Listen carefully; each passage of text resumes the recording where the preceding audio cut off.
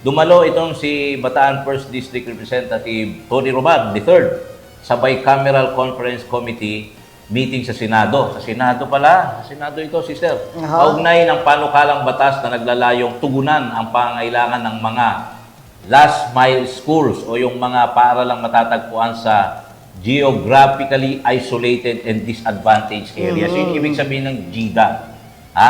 GIDA. Geographically isolated and disadvantaged areas. Kasama sa nato ng pagpupulong ang ilang mambabatas mula sa Kamara at Senado, kung saan pinag-isa ang magkakaibang bersyon ng panukala upang makabuo ng final version ng batas. Layunin nitong mapabuti ang akses sa mahalagang serbisyo tulad ng kalsada, kuryente, internet, tubig at sapat na suporta para naman sa mga guro at kawani sa mga nasabing paaralan.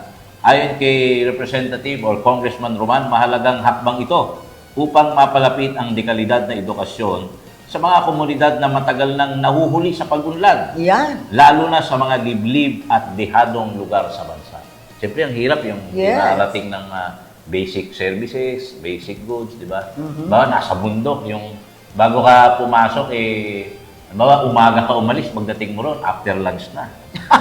Napakalayo, di ba? Grabe. Ayun yung... Nung araw, ganun sa baga. Ganun ng budget dyan eh. Ganun sa Morong. Umaga, uuwi ka hapon na dahil maghihintay ka ng ano eh, ng diba, pagka sasakyan. magbabiyahe ka nga doon, kaya gusto ko pag mapunta tayo doon, may kotse tayo eh.